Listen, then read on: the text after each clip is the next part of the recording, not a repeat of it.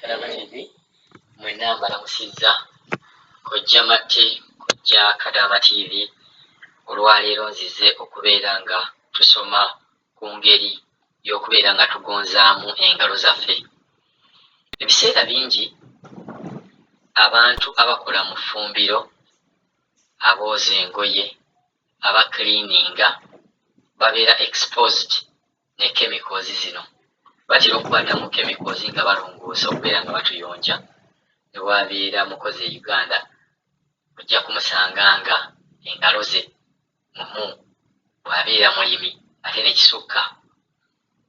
Olwaleero tugenda kuyiga omuntu osobola otya okubeera n'engalo ezigonda n'obeera ng'okomawo e Uganda n'osanga bbaawo engalo nga bwe wagenda n'ova e Uganda nga zikyali nnungi nga zigonda bulungi, nga kemiko zino zetukozesa e Buwarabu oba zetukozesa mu nsi endala yinza okwesanga ng'abantu nabo bali Europe eyo naye nga bakola mu cleaning. Cleaning ono ojja kwesanga nga chemicals zetukozesa mu cleaning zituleetera obuzibu era zituleetera engalo zaffe okukakanyala. Ndabye bakadaama bangi nga bavaayo nga bagamba engalo zaabwe zaayulikayulika, zaaguba, zaakona, ziringa ze baanyiga nga zaavaamu amazzi ne bubeera ng'obugalo bukalambala. Ndi wano okutegeeza nti eddagala oba ebintu by'olina okukola engalo zo zibeere nga ziri soft, zibeere nga nnungi, zibeere nga bw'oziraba ziringa ezirimu amazzi nga teziri buno obugalo obukalambadde lye lino ly'ogenda okuwulira. Bw'obeera ng'olina ekizibu kino ogenda kukola bino.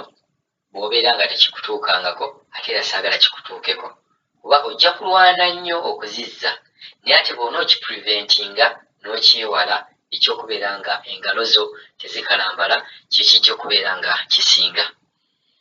Ogenda kukozesa ebintu bino oba tujja kukozesa ebintu bino.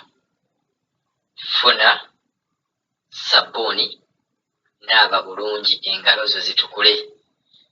Njagala onaabe ne sabbuuni emirundi 2. Bw'omala okunaaba ne sabbuuni oyo, bw'onaaba n'amazzi, njagala owulire nga waliwo ekikyuse ku ngalo zo.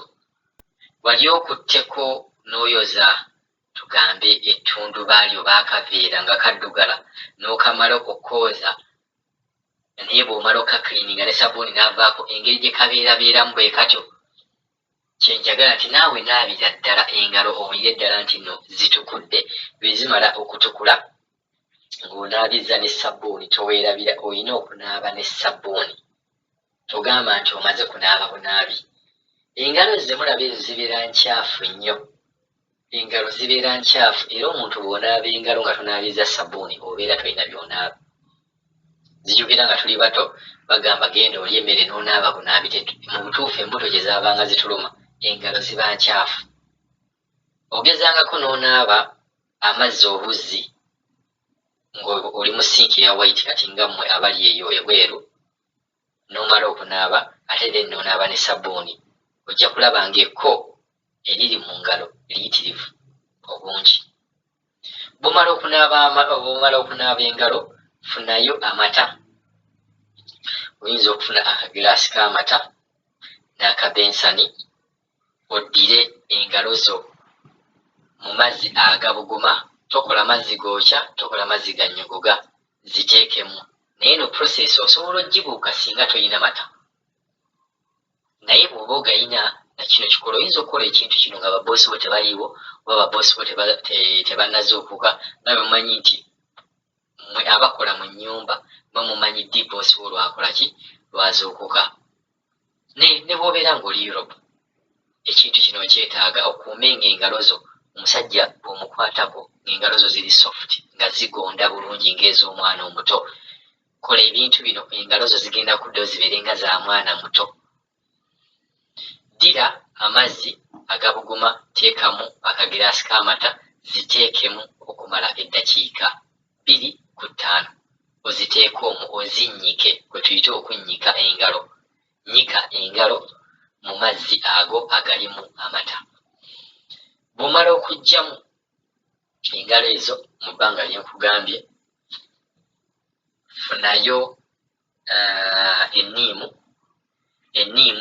enniimu eyo ogattemu hani. Bw'oba toyina hani, enniimu gigattemu sukaali obikologe.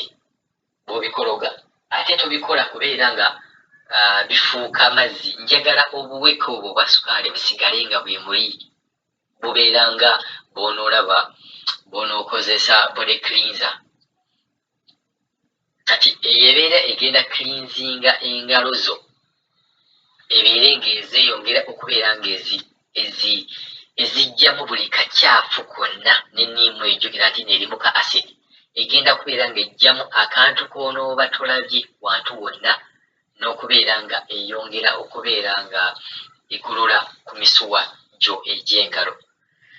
Weerabinge, kimanyi abakyala mwali mukozesezzaako body scrub. Tandika okuscrubinga omubiri gwo. Nkugambe nti obuntu buli obuweke obwa sukaali bulekeemu bubeere nga tobutabula kubeera nga tukyabuwulira. Gezaako okubeera nga weescrubinga engalo zo ng'okozesa omubisi gw'enjuki n'enniimu oba sukaali n'enniimu.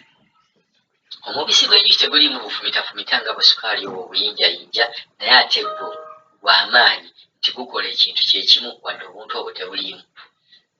Ddira engalo zo, tozikuuta ate nnyo kubeera nga zireeta omusaayi. Kuuta mpola, gently, mpola mpola mpola mpola. Ekyo kyokola empola empola, amaanyi ge kiyina olwa bintu ebyo by'otabudde, kibeera nga bw'onoddira ekyangu nayokuuta. Kikola empola mpola mpola, toweekuuta nnyo. Mala just eddakiika 2 ku 5, maliriza, ddamu onaabe. Mu mazzi gaffe gali agaabaddemu amata, naaba bulungi nnyo. Bw'omala okunaaba ate naaba amazzi agali woomu nga tegaliimu kintu kyonna. Maliriza okunaaba, funa akagoye oba tawero weesiimuule, akagoye akatukula, weesiimuule engalo zibeere zikale. Kasita engalo zimala okukala bulungi, funa akazigo aka Vaseline oba ofune olive oil. Ebintu ebyo bibiri, ofuna Vaseline oba ofune ka olive oil mu ffumbiro. Nkimanyi mwekali nabaga nti tujja kusoma nnyo mu bintu bino eby'obufumbiro kuba gye tusinga okubeera, ate nga mu ffumbiro mulimu eddagala ly'amaanyi. Tandika okubeera nga weemasaaginga engalo, ng'oyisaako weesiimuule, weemasaaginga engalo ezo. Ekintu kino bw'onookikolera omwezi gumu, omulundi gumu oba emirundi 2 buli wiiki, ojja kujja wano w'obujulizi. Ojja kujjawo obujulizi ogambe kojja Matte weebale. Ekintu kyewaŋŋamba, engalo zo zigenda kubeera nga za mwana muto. Ekintu ekyo kikola omulundi gumu, mirundi 2 oba emirundi 3 buli wiiki, naye ofuneyo ka time. Bw'obala time gye tuba tututte mu kukola ebintu bino, ziyinza okubeera eddakiika nga 2 oba 15 ku 25. Kikole engalo zo zibeere nga zikomawo bulungi nnyo. Akadaama mwefeeko ku ndabika yammwe. Mutuuke wano e Uganda nga mutuufu agamba ono yabadde mu kiyumba ng'agamba abonaabona. Mwewe emirembe. Ekintu nga kino kyokka okubeera ng'okikola, obeera tolongoosa bulongoosa njala, naye ate era kibeera kirina engeri gye kikuwummuzaamu n'ebirowoozo, n'obeera nga stress yonna ogigoba kuba okola ekintu ky'oyagala, okola ekintu ekikuwa emirembe, olina engeri gy'orelaxingamu, n'obeera nga ebirowoozo, omubiri gwo gulina engeri gye gubeera nga gukyukamu olw'eddembe lye weewadde. Kola ekintu ekyo, ogenda kufuna obugalo ng'obwa bebi. Jjukira sitepu ze mbagambye, muziddemu buwiiki, mirundi 2 ku 3 mu mwezi gumu, ojja kudda otuwe obujulizi. N'abantu b'enkyakya nja kujja twogere ku kintu kyekimu, mbabuulire omuntu wejjako otya enkyakya ng'okozesa ebibala Katonda bye yatonda ebituyambako okubeera nga twegobako endwadde. Sigadde ndi kojja Matte ku Kadaama TV, tusisinkane olulala ng'ate mbanyonnyola ku kintu ekirala.